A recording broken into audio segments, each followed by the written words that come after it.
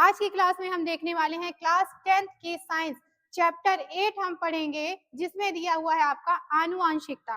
तो इस पूरे चैप्टर को हम शुरू से देखेंगे, जनन से शुरू करेंगे और फिर लिंग निर्धारण तक इसे हम पूरी तरह से समझेंगे। ठीक है, चलिए देखते हैं। दूसरी चीज यहाँ देखिएगा, आपकी जो ये क्लास है ना एनसीईआरटी बेस्ड होने वाली है। ठीक है, तो कोई भी बोर्ड के हो आप, सभी के लिए ये हेल्पफुल है। चलिए शुरू करते हैं। जैसा हमारा पहला पीडीएफ है, जनन रिप्रोडक्शन क्या होता है। देखिए, सबसे पहला टॉपिक है हमारा आनुवांशिकता में जनन यानी रिप्रोडक्शन क्या होता है। ठीक है, तो रिप्रोडक्शन को समझिए। सबसे पहले जनन वह प्रक्रिया होती है जिसमें जीव अपने ही तरह नए जीव बनाते हैं। ठीक है, यानी अपनी संतान उत्पत्ति करते हैं। क्यों? ताकि उनकी संख्या जो है बढ़ती रहे, उनकी जनरेशन आगे बढ़ती रहे, विकास होता रहे। ठीक है, इसी के लिए जो प्रक्रिया होती है उसे जनन कहते हैं। परिभाषा से देख लेते हैं इसे। जनन वह प्रक्रिया है जिसके द्वारा कोई भी जीव अपनी ही तरह का नया जीव उत्पन्न करता है ताकि उसकी प्रजाति बनी रहे। ठीक है ना। जनन का उद्देश्य क्या है? प्रजाति को आगे बढ़ाए रखना।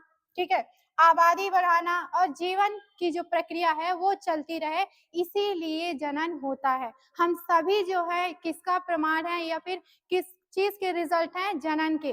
क्यों? क्योंकि हमारी संख्या लगातार बढ़ रही है। और क्यों हो रही है? जनन की प्रक्रिया के कारण हो रहा है। जनन यहाँ दो प्रकार के होते हैं। एक मिनट। दो प्रकार के जनन होते हैं, लैंगिक जनन और अलैंगिक जनन। सेक्सुअल रिप्रोडक्शन और असेक्सुअल रिप्रोडक्शन। किसे कहेंगे लैंगिक जनन, किसे कहेंगे अलैंगिक जनन। लैंगिक जनन में देखिए, दो जीव इसमें होने आवश्यक हैं, यानी एक मादा और एक नर। माता पिता का होना जरूरी है, यानी दो जीव इसमें कंपलसरी हैं, उसे हम बोलेंगे लैंगिक जनन। अलैंगिक जनन जिसमें एक ही जीव होना आवश्यक है, यानी इसमें दो जीव होते ही नहीं है। ठीक है, और लैंगिक जनन को हम पहले समझते हैं, उसके बाद आपका अलैंगिक जनन को हम समझेंगे। ठीक है, देखिए एक मिनट। देखिए, लैंगिक जनन हमारा क्या होता है, इसे हम देख लेते हैं। सेक्सुअल रिप्रोडक्शन हमारा क्या होता है बच्चों, समझिए।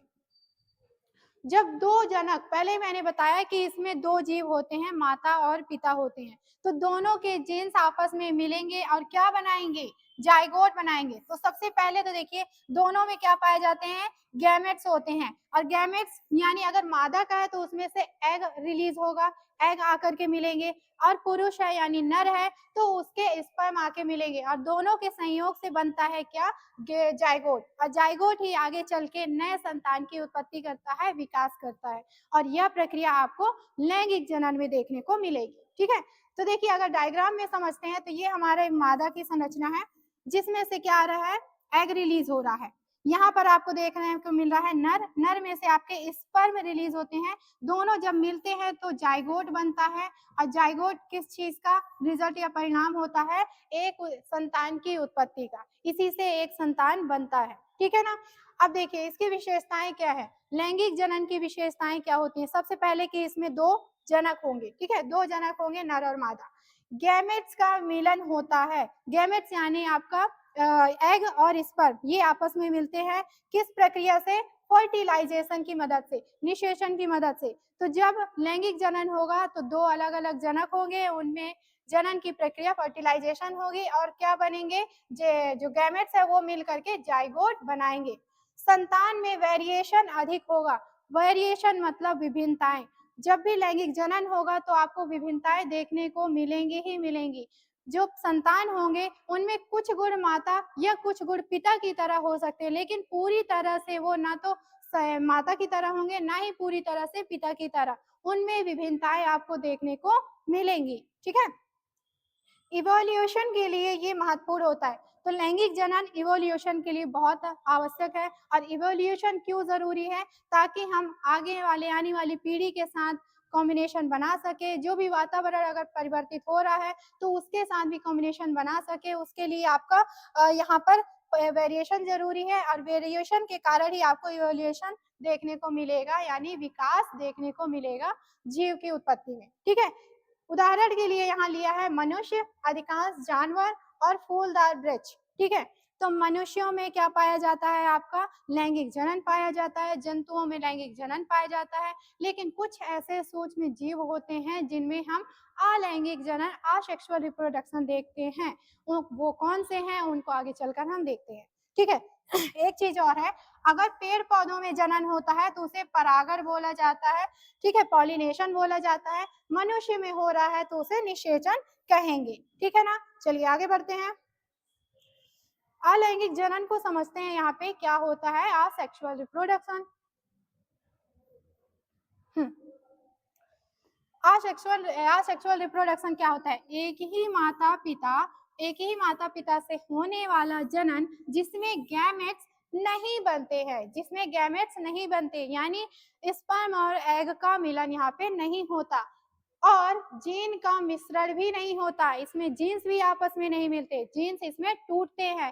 पहले से ही एक पेरेंट्स होता है, उसमें जो जीन होते हैं, उसमें जो डीएनए होता है, उसमें जो आपकी कोशिकाएं होती हैं, कोशिका द्रव होता है, वो सभी आपस में क्या होते हैं, टूटते हैं और अपने अंदर से ही नए जीव का विकास करते हैं। ठीक है ना। जैसा आपको असेक्सुअल रिप्रोडक्शन अमीबा में देखने को मिल सकता है, प्रोटोजोआ में देखने को मिल सकता है, और हाइड्रा में आपको देखने को मिल सकता है। तो ये कुछ एग्जाम्पल है असेक्सुअल रिप्रोडक्शन के।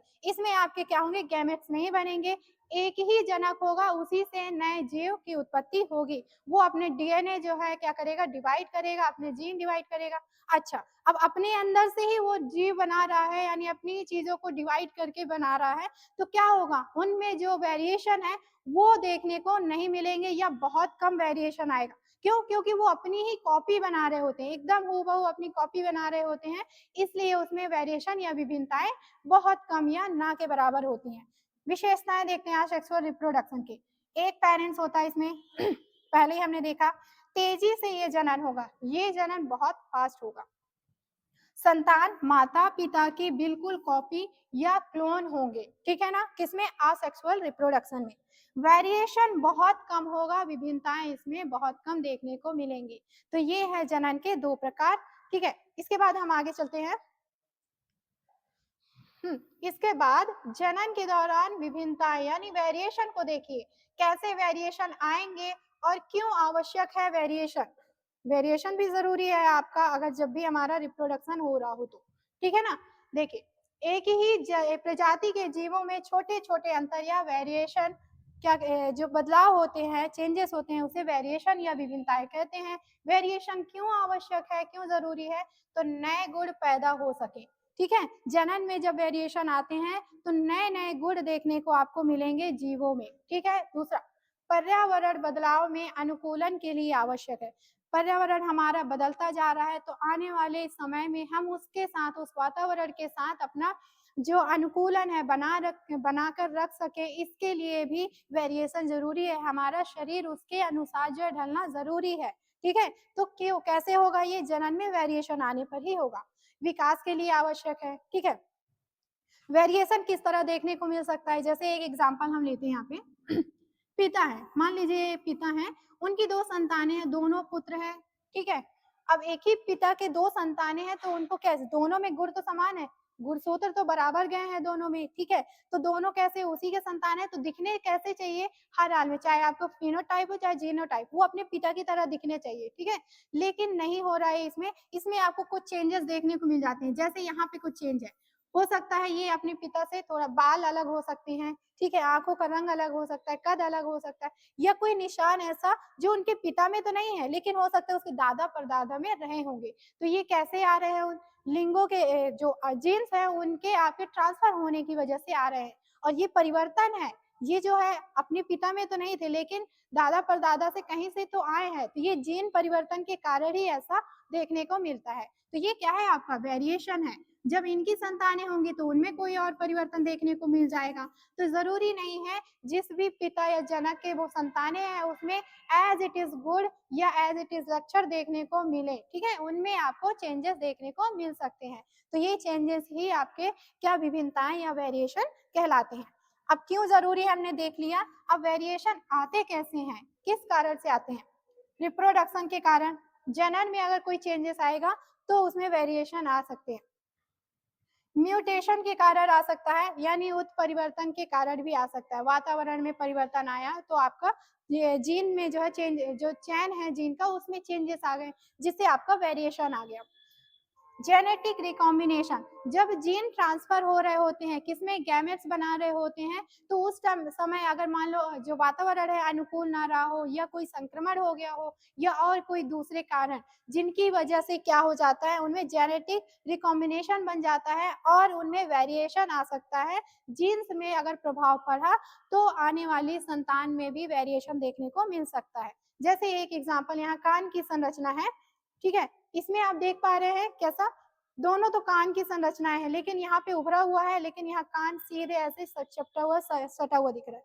क्यों है ये? वेरिएशन के कारण। ठीक है, चलिए आगे बढ़ते हैं। ये हो गया जनन के दौरान वेरिएशन। हम देखेंगे इसके बाद आनुवांशिकता, जो हमारा चैप्टर का मूल है, आनुवांशिकता, इसके बारे में हम पढ़ेंगे। तो आनुवांशिकता सबसे पहले समझिए होता क्या है।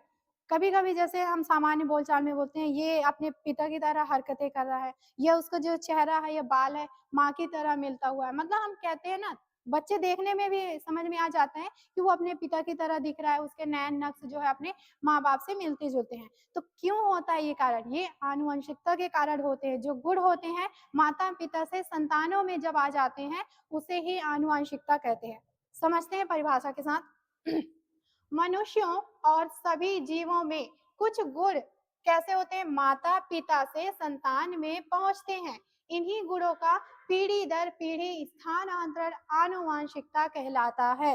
ठीक है, आनुवंशिकता क्या कहलाता है? गुणों का पीढ़ी दर पीढ़ी स्थानांतरण। जैसे आंखों का रंग माता या पिता से मिलना, बालों का प्रकार माता या पिता से मिलता हुआ, कद, रक्त समूह यानी ब्लड ग्रुप, ये सभी कैसे? अगर माता पिता से मिल रहे हैं तो क्यों मिल रहे हैं? आनुवंशिकता के कारण। जो गुण होते हैं वो अपने माता या पिता से संतानों में पहुंचते हैं आनुवंशिकता के कारण। ठीक है, इसके बाद देखिए, अब आनुवंशिकता के बारे में हमें कोई व्यक्ति है जो आकर के बताते हैं, ग्रेगर जॉन मेंडल, प्रमुख साइंटिस्ट हैं। ये आते हैं और आनुवंशिकता के बारे में दुनिया को बताते हैं, सबसे पहले बताते हैं। ठीक है, इसलिए इन्हें आनुवंशिकता के जनक, फादर ऑफ जेनेटिक्स कहा जाता है। ठीक है, तो जब ग्रेगर मेंडल ने प्रयोग किया और नियम प्रतिपादित किया और उन्होंने आनुवंशिकता के बारे में बताया, तो पहले तो लोगों ने उस पर भरोसा नहीं किया, लेकिन उनकी मृत्यु के बाद जाकर के उन्होंने उनकी बातों को समझा कि ये जो आनुवंशिकता है कैसा है, सही है, किसके अनुसार? मेंडल के अनुसार। तो मेंडल के अनुसार हम आनुवंशिकता को समझते हैं। ठीक है, क्या किया उन्होंने? उन्होंने सबसे पहले यह बताया कि आनुवंशिकता ही गुण क्या होता है? आनुवंशिकता गुण पीढ़ी दर पीढ़ी माता पिता से संतान में कैसे जाते हैं और कैसे पीढ़ी दर पीढ़ी गुणों का मतलब आगे जाना, स्थानांतरण होना ही आनुवंशिकता कहलाता है। सबसे पहले ग्रेगर मेंडल ने बताया। इसके लिए इन्होंने क्या किया?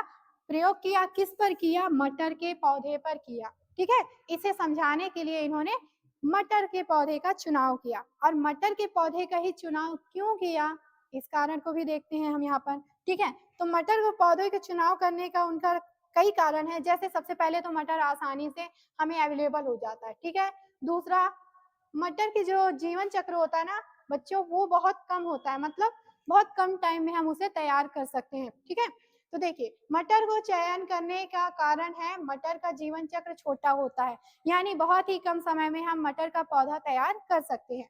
दूसरा, मटर आसानी से जो है उग जाते हैं, यानी इन्हें कम जगह में उगाया जा सकता है, बहुत ज्यादा अनुकूल वातावरण की आवश्यकता नहीं है, समय भी कम इसमें लगता है, इसलिए मेंडल ने मटर के पौधे का ही चयन किया।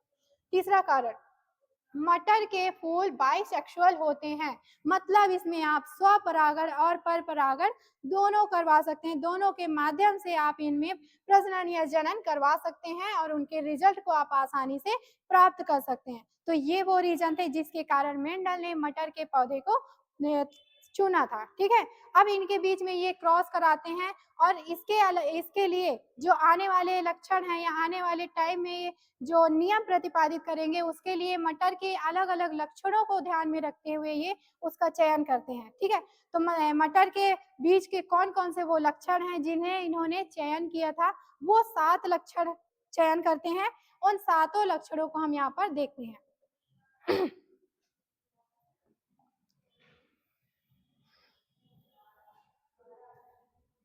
ठीक है, देखिए यहाँ पे मटर के 7 लक्षण हम समझते हैं। मेंडल ने हमें आनुवंशिकता समझाने के लिए मटर के 7 लक्षण या 7 गुणों को यहाँ पे निर्धारित किया। कौन कौन से हैं? जैसे पौधे का आकार लंबा है या बौना, ठीक है, बीज का आकार गोल है या झुर्रीदार, बीज का रंग पीला है या हरा, उन्होंने ये ध्यान रखा, फूल का रंग बैंगनी है या सफेद, इस आधार पर उन्होंने बीज चयन किए, फूल की स्थिति, फूल किस तरह से अपने पौधे पर लगा हुआ है उस स्थिति के आधार पर उन्होंने बीज का चयन किया, फली का आकार फूली हुई है या चपटी, ठीक है। आपने मटर देखा है तो इस तरह के चेंजेस आपको देखने को मिल सकता है, तो उसी आधार पर मेंडल ने भी सेलेक्ट किया। फली का रंग पीला है या हरा, इन सभी लक्षणों को ध्यान में रखते हुए उन्होंने इस तरह से बीजों का चयन किया ताकि वो जो है अपने प्रभाव यानी अपने लक्षणों को प्रभावी रूप से दिखा सके, इस बात को उन्होंने ध्यान में रखा। ठीक है, चलिए अब उन्होंने क्या किया, इस तरह से पौधे सेलेक्ट करने के बाद उन्होंने उस पर प्रयोग किए और उनके आधार पर नियम प्रतिपादित किया। ठीक है, तो मेंडल ने यहाँ पे 3 प्रकार के नियम प्रतिपादित किए, प्रभाविता का नियम, विभाजन का नियम, स्वतंत्र वर्गीकरण का नियम। ये सभी नियम क्या होते हैं, इन सभी को बारी बारी से डिटेल में समझ लेते हैं यहाँ पे। जैसे पहला नियम है आपका प्रभाविता का नियम, नाम से ही समझ में आ रहा है, प्रभाविता मतलब जो चीज प्रभावी होगी वो हमें दिखाई देगा। ठीक है, तो इसके लिए उन्होंने क्या किया मेंडल ने कि पौधे का यानी जो मटर के पौधे हैं उसके 2 ऐसे लक्षणों को लिया जिनका प्रभाव हमें साफ साफ दिखाई दे, उन्होंने क्या किया, उनमें क्रॉस कराया और इसको देखा कि इसमें प्रभाविता का नियम जो है फॉलो हो रहा है या नहीं। तो उसके लिए उन्होंने क्या किया, मटर के बीज लिए। कैसे? एक तो लिया शुद्ध लंबे, आराम से चीजों को समझते हैं। ठीक है, शुद्ध लंबे टीप और टॉल होता है, इसके लिए उन्होंने कैपिटल टी का प्रयोग किया। दूसरा शुद्ध बौने, शुद्ध बौने पौधे के बीज लिए, ठीक है, उनका डीएनए लिया। अब स्मॉल टी से हम इसे दर्शा देते हैं। ठीक है, अब जैसे यहाँ पे क्रॉस कराया है, ये थोड़ा सा आपको समझने में डिफिकल्ट लग रहा होगा, तो साइड में हम इसे थोड़ा इजी वे में समझ लेते हैं। उन्होंने क्या लिया, मटर के शुद्ध लंबे पौधे लिए और शुद्ध बौने पौधे लिए। तो इसको थोड़ा सा इस तरह से हम लेते हैं, 1 मिनट, कैपिटल टी, इसमें हम क्रॉस करा रहे हैं। अभी इधर ले लेते हैं हम स्मॉल टी और स्मॉल टी। ठीक है, अब इनमें क्या कराया उन्होंने, क्रॉस कराया। तो ये दोनों हमने लिए, कैपिटल टी मतलब आपके शुद्ध लंबे और शुद्ध बौने पौधे, इनमें हम क्रॉस कराते हैं। इनका आपस में क्रॉस कराएंगे, ये बनेगा कैपिटल टी स्मॉल टी, यहाँ पे कैपिटल टी स्मॉल टी, यहाँ पे इसका और इन दोनों के साथ कराएंगे तो capital T small T, capital T और स्मॉल टी। ठीक है ना, तो कॉम्बिनेशन निकल के आ रहा है हमारा कैपिटल टी और स्मॉल टी। ठीक है, तो ये लंबे पौधे होंगे, कैसे, अशुद्ध लेकिन लंबे पौधे। ठीक है, तो जो कैपिटल लेटर में है वो अपने आप को कैसा दिखाएगा, प्रभावशील दिखाएगा। कैपिटल का मतलब ये है प्रभावित होना, कैपिटल में ले रहे हैं लेटर, इसका मतलब आपका वो प्रभावी होगा। तो पहली पीढ़ी में आप जब मेंडल ने मटर के पौधे लिए तो उसमें क्या हुआ, जो लक्षण देखने को मिले वो लंबे पौधे प्राप्त हुए। इसका मतलब जो प्रभावी होगा वो अपने आप को प्रदर्शित करेगा, दिखाएगा। ठीक है, वो जो अप्रभावी होगा वो अपने आप को छिपा लेगा। ठीक है ना, तो यहाँ देखते हैं मेंडल के प्रभाविता के नियम के अनुसार जब किसी गुण के लिए 2 भिन्न प्रकार के जीन माता पिता से संतान में आते हैं तो क्या होता है, एक प्रधान जीन होता है और दूसरा अप्रधान या अप्रभावी जीन होता है। ऐसी स्थिति में संतान में प्रधान जीव का प्रभाव दिखाई देता है और अप्रधान या अप्रभावी जीन का प्रभाव हमें दिखाई नहीं देता। ये था मेंडल का पहला प्रयोग और फर्स्ट जनरेशन। अब क्या करता है, वो जो बीज प्राप्त हुआ हमसे फर्स्ट जनरेशन में अशुद्ध लंबे, इसी को उठा करके मेंडल क्या करते हैं, दूसरी पीढ़ी में ले जाते हैं या दूसरी क्रॉस कराते हैं। ठीक है, तो दूसरे क्रॉस में देखिए क्या लक्षण देखने को हमें मिलेंगे इसमें। तो दूसरे लक्षण में आपको देखने को जो मिलेगा उसके आधार पर उन्होंने दूसरा नियम प्रतिपादित किया, विभाजन का नियम। ठीक है, सारी चीजें समझते हैं। तो पहली पीढ़ी में हमें मिला था कैपिटल टी और स्मॉल टी, यानी कि अशुद्ध लंबे पौधे। ठीक है, इसी को मेंडल दूसरी पीढ़ी में ले आते हैं F2 पीढ़ी में, और यहाँ पर क्रॉस कराते हैं ला करके आपस में। तो क्या कॉम्बिनेशन या क्या लक्षण हमें देखने को मिलते हैं। ठीक है, तो देखिए यहाँ पे इन्होंने क्रॉस कराया, हम क्रॉस कर लेते हैं आपस में, इधर क्रॉस कराते हैं। जैसे कैपिटल टी लेते हैं, यहाँ पे स्मॉल टी लेते हैं अलग से टेबल में। कैसे, आप यहाँ पर वही चीज है, वापस से मैं यहाँ पे समझा रही हूँ। यहाँ हम लेंगे कैपिटल टी और स्मॉल टी, दोनों क्रॉस में हम क्या लेंगे, जो हमने पहली पीढ़ी में बीज बनाए थे उसी बीज को हम यहाँ पर लेकर के आपस में क्रॉस करा रहे हैं। ठीक है, ये हमारा F2 जनरेशन है। ठीक, और इसमें विभाजन कैसा होगा, अर्धसूत्री विभाजन, ध्यान रखिएगा। अब इनका आपस में क्रॉस कराएंगे तो क्या बनेगा आपका, कैपिटल टी और कैपिटल टी। ठीक है, फिर दूसरा क्रॉस हम कराएंगे इसके साथ आपस में, कैपिटल टी और स्मॉल टी प्राप्त हो रहा है। ठीक है, इस वाले टी का फिर हम दोनों के साथ क्रॉस कराएंगे, कैपिटल टी और स्मॉल टी प्राप्त होगा। फिर इनका यहाँ पे क्रॉस कराएंगे तो स्मॉल टी दोनों हमें स्मॉल में प्राप्त होंगे। ठीक है, कॉम्बिनेशन क्या मिला हमें, अगर हम देखें शुद्ध लंबे, शुद्ध लंबे यहाँ पे लिखा हुआ है, देखिए कहाँ पे, शुद्ध लंबे, हमें कैसा मिला है, कितना मिला, एक मिला है शुद्ध लंबा पौधा। और अशुद्ध लंबा, लंबा है लेकिन कैसा, अशुद्ध है, तो वो हमें मिल रहा है एक और दो, दो मिल रहे हैं यहाँ पे, देखिए अशुद्ध लंबा। ठीक है, शुद्ध लंबा एक मिला है हमें अशुद्ध लंबा ये दोनों मिला दीजिए, कितने मिल रहे हैं, दो। और शुद्ध बौना पौधा यानी स्मॉल टी ये हमें एक मिल रहा है। ठीक है, पहली पीढ़ी में आपको। ठीक, अब देखिए कॉम्बिनेशन क्या बन रहा है आपका, 1:2:1, और इसे इस कौन सी, इस रेशियो को या किस टाइप का कहा गया, जीनो टाइप का क्रॉस कहा गया, जीनो टाइप का क्रॉस कहा गया। ठीक है, लेकिन हम बोले सिर्फ लंबा, लंबा पौधा हमें कितना मिला, 1, 2, 3, अशुद्ध हो चाहे शुद्ध हो, लेकिन लंबे तो हमें मिले हैं कितने, 3, और बौना मिला है केवल एक। इस क्रॉस में हमें मिला बौना पौधा केवल एक, मतलब रेशियो हमें 3:1 का मिल रहा है। और ये कैसा है, ये आपका फिनोटाइप है। ठीक है, ध्यान रखिएगा, ये हमें मिला है 3:1, जो हमें कैसा मिला है, फिनोटाइप रेशियो है, फिनोटाइप यहाँ का क्रॉस है। ठीक है ना, फिनोटाइप और जीनोटाइप होते क्या हैं। ठीक है, जो फिनोटाइप होता है वो शारीरिक आधार पर, हम शारीरिक लक्षणों के आधार पर जब हम देखें क्रॉस, उसे हम फिनोटाइप कहेंगे। जीनोटाइप यानी उनकी डीएनए संरचना और या फिर जीन्स की संरचना के आधार पर जब हम उनके कॉम्बिनेशन को देखेंगे उसे हम जीनोटाइप कहते हैं। ठीक है, इनमें जो क्रॉस हुआ था कैसा कराया गया था, स्वपरागण कराया गया था, ध्यान रखिएगा। ठीक है, तो ये हमारा पहला प्रयोग कंप्लीट होता है यहाँ पर, जब हमने एक लक्षण को लिया था। तो जब हम एक लक्षण यानी केवल लंबाई, चाहे वो लंबा हो या बौना हो, लक्षण एक ही है, एक ही गुण है, तो इसे हम क्या बोल देते हैं आपका, एक संकर, एक संकर क्रॉस, एक संकर क्रॉस। इस चीज को ध्यान रखिएगा। ठीक है, अब अगला प्रयोग हम देखते हैं मेंडल ने क्या किया। मेंडल ने क्या किया, अब गुणों को थोड़ा सा बदल दिया। जो गुण अभी हम एक ले रहे थे, यहाँ पर उन्होंने दो अलग अलग गुणों को लेकर के क्रॉस कराया, और तीसरा नियम प्रतिपादित किया आपका क्या, स्वतंत्र वर्गीकरण का नियम। ये दूसरा हमने देख लिया, ध्यान रखिएगा यहाँ पे, विभाजन का नियम। ठीक है, जिसमें F2 जो जनरेशन हमने पढ़ा वो था हमारा। तीसरा नियम उन्होंने प्रतिपादित किया स्वतंत्र वर्गीकरण का नियम, और इसमें इन्होंने क्या किया था, अलग अलग दो गुणों को लेकर के क्रॉस कराया।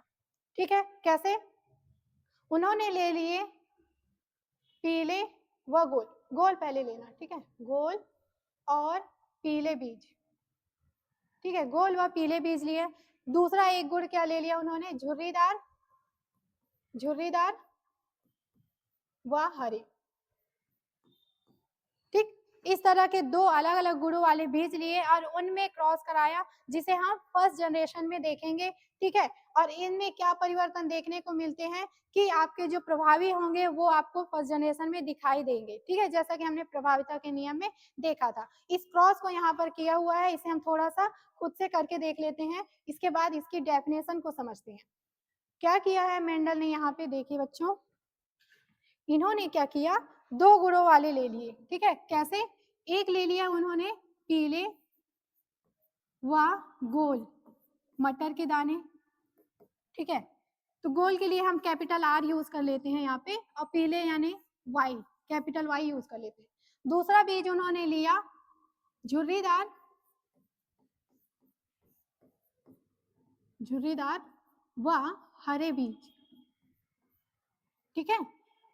इसे हम स्मॉल आर और स्मॉल वाई से डिनोट कर देते हैं। इनका हम आपस में क्रॉस कराते हैं।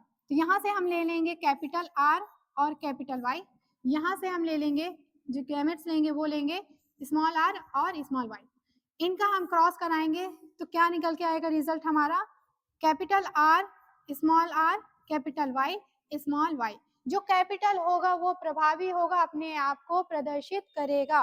तो जो रिजल्ट हमारा निकल के आया वो फर्स्ट जनरेशन में क्या, जो बीज बन के आएंगे वो पीले और गोल होंगे, ठीक है। कैपिटल आर है तो पीले और गोल, ये बीज हमें प्राप्त हुए पहले जनरेशन में। ये था आपका क्या, मेंडल के तीसरे नियम के अनुसार फर्स्ट जनरेशन का परिणाम, ठीक है। अब इसी बीज को मेंडल क्या करते हैं, अगली पीढ़ी में लेकर जाते हैं, अगली पीढ़ी में लेकर जाते हैं, वापस से इनका क्या करवाते हैं, आपस में क्रॉस करवाते हैं, और उसके बाद जो परिणाम होता है उसे हम देखेंगे। इन्होंने क्या किया था, इसमें दो अलग अलग गुणों को लिया था, और आगे चल के यहाँ पे कितने गुण मिल रहे हैं, 1 2 3 4, 4 गुण आपको देखने को मिल रहे हैं। तो हमें जो है अगले आने वाले प्रयोग में जो 4 गुण के कॉम्बिनेशन लेंगे वो भी अलग अलग होने चाहिए, ध्यान रखिएगा, ठीक है।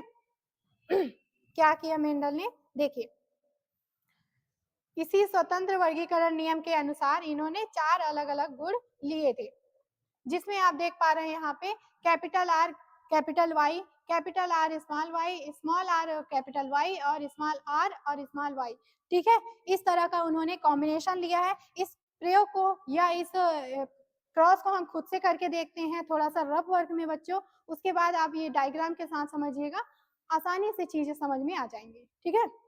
चलिए,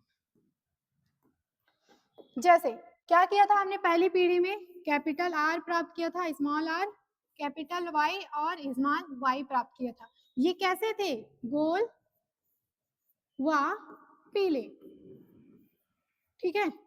ये बीज थे, इन्हीं बीज को अगली पीढ़ी में ले जाके हम क्रॉस कराएंगे तो हमें कैसे मिलेगा कॉम्बिनेशन। सबसे पहले हम लेते हैं कैपिटल आर और कैपिटल वाई, यानी गोल, गोल को हम आर से कैपिटल आर से दर्शा रहे थे, और कैपिटल वाई क्या है आपका, पीले, गोल पीले बीज प्राप्त लिए हमने, ठीक है। दूसरा हमने लिया कैपिटल आर लेकिन स्मॉल वाई, यानी गोल और हरे बीज, ठीक है। इसके बाद हम लेते हैं स्मॉल आर और कैपिटल वाई, यानी क्या हो गया आपका, स्मॉल आर का मतलब झुर्रीदार, झुर्रीदार व कैपिटल में है तो पीले बीज, ठीक है, झुर्रीदार व पीले, ध्यान है। चौथा चीज है हम ले रहे हैं यहाँ पे स्मॉल आर और वाई भी स्मॉल, यानी झुर्रीदार और हरे बीज, ठीक है। तो इस तरह से 4 अलग अलग लक्षणों वाले बीज मेंडल ने यहाँ पे सेलेक्ट कर लिए। इनका हम आपस में क्रॉस कराएंगे। ये क्रॉस बहुत ध्यान से कराइएगा क्योंकि यहीं पे थोड़ा सा मिस हो जाता है बच्चों से, कई लोगों से क्रॉस कराने में, ठीक है। हमने कॉम्बिनेशन लिया कैपिटल आर कैपिटल वाई, दूसरा हमने बनाया था कैपिटल आर लेकिन स्मॉल वाई, तीसरा है हमारा स्मॉल आर लेकिन कैपिटल वाई, चौथा कॉम्बिनेशन है स्मॉल आर और स्मॉल वाई, ठीक है। अब यहाँ पर लेंगे capital R capital Y, capital R और यहाँ लिया था हमने स्मॉल वाई, स्मॉल आर लेकिन कैपिटल वाई, स्मॉल आर और स्मॉल वाई, ठीक है। अब इन सभी से बारी बारी से हम क्रॉस कराएंगे। क्या रिजल्ट आएगा, यहाँ पर आएगा हमें कैपिटल आर और कैपिटल वाई दोनों, ठीक है। कैपिटल आर 2, एक capital Y small Y, capital R और small R, capital Y 2, capital R small R, capital Y small Y, सही है, ठीक है। एक मिनट, हाँ यहाँ पे बनेगा combination capital R capital Y और स्मॉल वाई, इसका क्रॉस कराइए, यहाँ पे कैपिटल आर 2 मिलेंगे और स्मॉल वाई 2 मिलेंगे, इसका मतलब है गोल और हरे, ठीक है, ध्यान रखिएगा। ये जो चिन्ह हमने दर्शाया है इस चीज को ध्यान रखिएगा।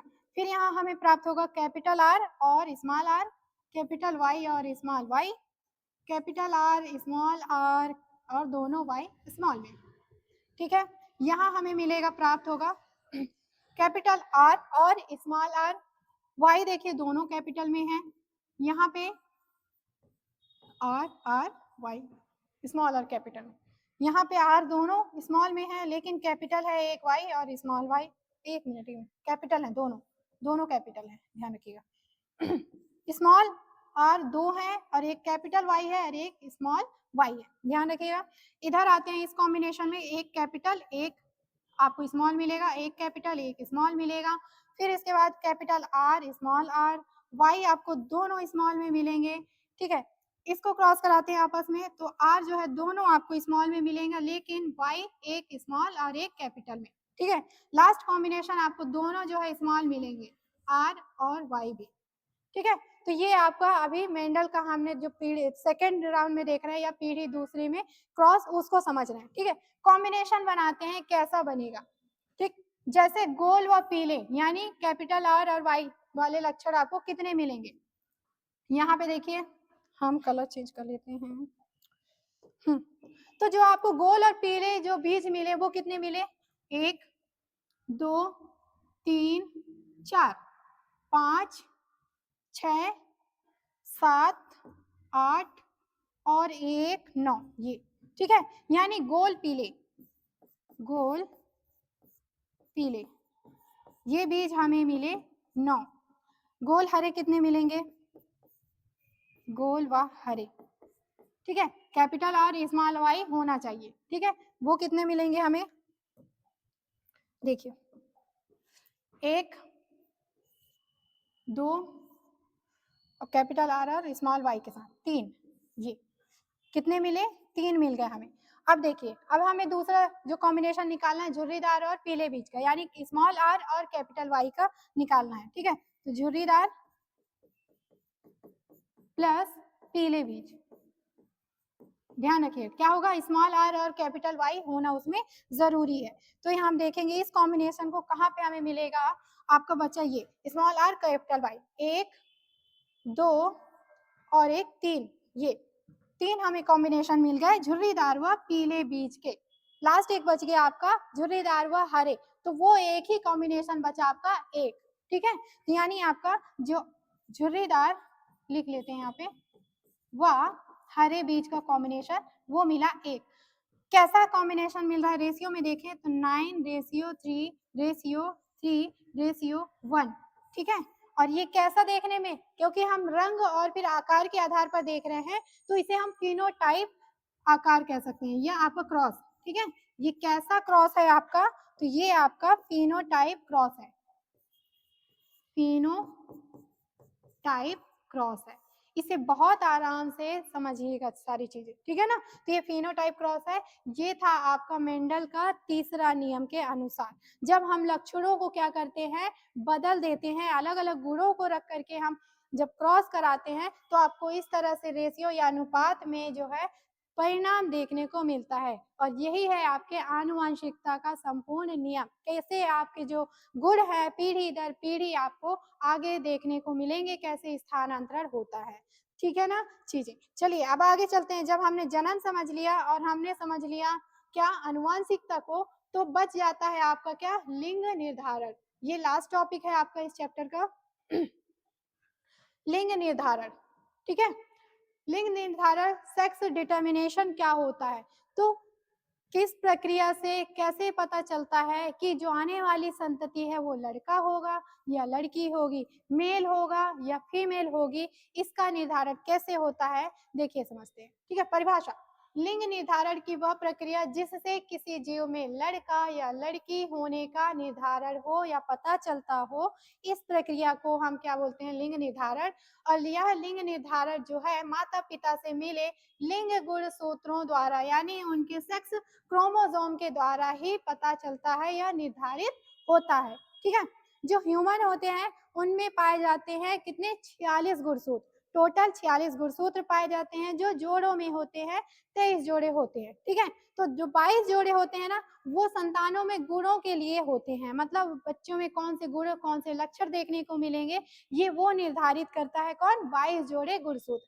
लेकिन जो आपका अंतिम या 23वां जोड़ा होता है, वो निर्धारित करता है कि जो आने वाली संतान है वो लड़का होगा या लड़की होगी, मेल होगा या फीमेल होगी, ठीक है। देखिए आप, मनुष्यों में कुल 46 गुणसूत्र होते हैं, 23 जोड़े होते हैं, और इनमें से एक जोड़ा लिंग गुणसूत्र का होता है, यानी वो दर्शाता है कि आने वाली जो जनरेशन है या संतान है वो लिंग सॉरी स्त्री होगी या पुरुष होगी, ठीक है। इतनी सारी चीजें हम समझ लिए हैं। अब इसको थोड़ा देख लेते हैं, ये होता कैसे है। तो माता और पिता दो लोगों का होना आवश्यक है भाई, तभी जाके तो आपका जनरेशन आगे बढ़ेगा ना, तभी तो संतान की उत्पत्ति होगी दोनों के मेल से। तो यहाँ पे महिला और पुरुष दोनों होंगे, दोनों के गुणसूत्र होंगे। महिला के जो गुणसूत्र होंगे उसके अंडाणु में यानी एग में उपस्थित होंगे, और उसमें जो गुणसूत्र होंगे वो जोड़े में तो होंगे, पर होंगे कैसे कॉम्बिनेशन में, एक्स एक्स में, ठीक है। दोनों गुणसूत्र एक्स एक्स होंगे, ठीक है, जो कि एक महिला के लिए होता है। एक्स एस जो है महिला को दर्शाता है, महिला लिंग को दर्शाता है, ठीक है।